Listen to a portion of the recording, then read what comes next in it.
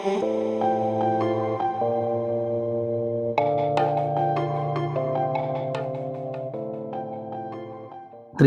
ദൈവത്തിന് മഹത്വം ഉണ്ടായിരിക്കട്ടെ. വീണ്ടും പ്രഭാതത്തിലേക്ക് എവർക്കും സ്വാഗതം. പുറപ്പാട് പുസ്തകം 40-ാം അധ്യായം അതിൻ്റെ 34-ാം വാക്യം. അപ്പോൾ മേഘം സമാഗമന കൂടാരത്തെ മൂടി, യഹോവയുടെ തേജസ് തിരുനിവാസത്തെ നിറച്ചു. ഇസ്രായേൽ ജനത മരുഭൂ പ്രയാണത്തിലാണ്. ഇസ്രായേൽ ജനത വാഗ്ദത്ത ദേശത്തെ കനാൻ ദേശത്തെ ലക്ഷ്യമാക്കി മരുഭൂമിയിലൂടെ നടക്കുകയാണ്, സഞ്ചരിക്കുകയാണ്. ഈ യാത്രയിൽ അവർക്ക് മുന്നേ പോകുന്നത് സമാഗമന കൂടാരമാണ്, ദൈവത്തിൻ്റെ നിയമപ്പെട്ടകമാണ്. അവരെ നയിക്കുന്നത് ഈ സമാഗമന കൂടാരമാണ്. അവിടെ പറഞ്ഞിരിക്കുന്നത് എങ്ങനെയാണ്? മേഘം സമാഗമന കൂടാരത്തെ മൂടി, യഹോവയുടെ തേജസ് തിരുനിവാസത്തെ നിറച്ചു. എപ്പോഴും മുന്നേ നടക്കുന്ന ഈ സമാഗമന കൂടാരത്തെ ഒരു മേഘമെന്ന് മൂടിയിരുന്നു. അവിടെ യഹോവയായ ദൈവത്തിൻ്റെ തേജസ് ഈ സമാഗമന കൂടാരത്തിൽ, ഈ നിയമപ്പെട്ടകത്തിൽ നിറഞ്ഞിരുന്നു.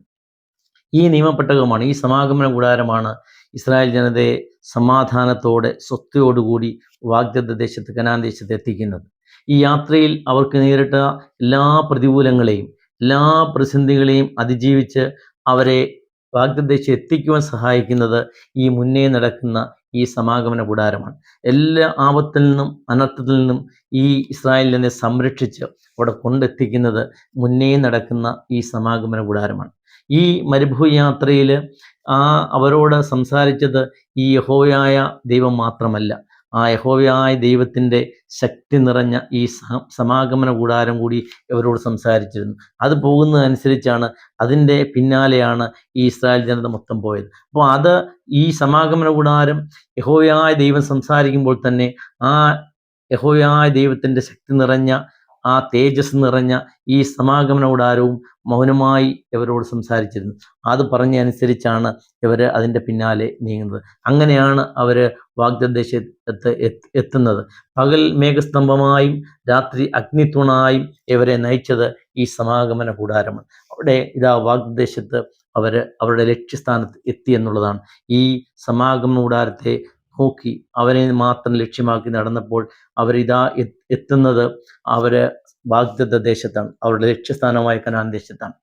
പ്രിയമുള്ളവരെ, പഴയ ഇസ്രായേൽ ഈ സമാഗമന കൂടാരത്തെ ലക്ഷ്യമാക്കി നടന്നെങ്കിൽ, പുതിയ ഇസ്രായേൽ എന്ന സഭ നമ്മൾ ഇതേപോലെ ഒരു സമാഗമന കൂടാരത്തെ ലക്ഷ്യമാക്കി നടക്കുകയാണ്. ആ സമാഗമന കൂടാരം എന്ന് പറയുന്നത് പരിശുദ്ധ കന്യാമറിയമാണ്. ആ പരിശുദ്ധ കന്യാമറിയത്തെയും ഈ സമാഗമന കൂടാരത്തെ എങ്ങനെയാണോ ആ ഒരു മേഘമെന്ന് മൂടിയത്, ദൈവത്തിൻ്റെ തേജസ് എങ്ങനെയാണോ ആ സമാഗമനം നിറഞ്ഞത്, അതുപോലെ തന്നെ ഈ പരിശുദ്ധ കന്യാമറിയാമിലും പരിശുദ്ധാത്മാവ്, അതായത് ആ മേഘമാകുന്ന പരിശുദ്ധാത്മാവ് വന്ന് മൂടിയിരുന്നു. അത്യുന്നതൻ്റെ ശക്തി, അതായത് ഈ ദൈവത്തിൻ്റെ ശക്തി ഈ സമാഗമനത്തിൽ നിറഞ്ഞിരുന്നു. അതുപോലെ തന്നെ പരിശുദ്ധ കന്യാമറിയാമിൽ നിറഞ്ഞിരുന്നു. നമുക്കറിയാം, ലൂക്കോസിന്റെ സുവിശേഷം 1-ാം അധ്യായം അതിന് 35-ാം വാക്യത്തിൽ നമ്മൾ ഇങ്ങനെയാണ് വായിക്കുന്നത്. ഗബ്രിയേൽ മാലാഖ ഈ മാതാവിൻ്റെ മുന്നിൽ പ്രത്യക്ഷപ്പെട്ടിട്ട് മാതാവിനോട് പറയുകയാണ്, പരിശുദ്ധാത്മാവ് നിന്റെ മേൽ വരും, അത്യുന്നതൻ്റെ ശക്തി നിന്റെ മേൽ നിഴലിടും. പരിശുദ്ധാത്മാവ് നിന്റെ മേൽ വരും, അത്യുന്നതൻ്റെ ശക്തി നിന്റെ മേൽ നിഴലിടും.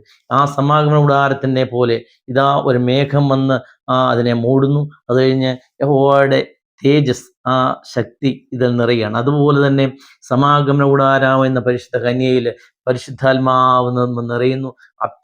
ആ പരിശുദ്ധാത്മാവ് വന്ന് മൂടുന്നു, അത്യുന്നത ശക്തി അവൾ നിറയുകയാണ്.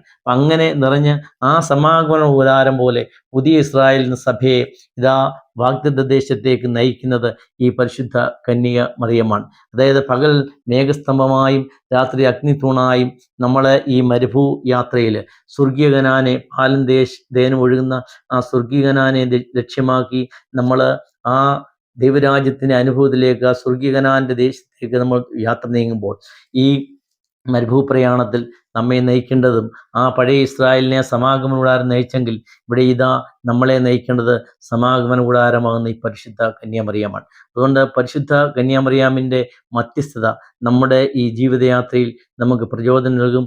ആ പരിശുദ്ധ കന്യാമറിയാമാകുന്ന സമാഗമന കൂടാരം നമ്മളോട് സംസാരിച്ചുകൊണ്ടേയിരിക്കും.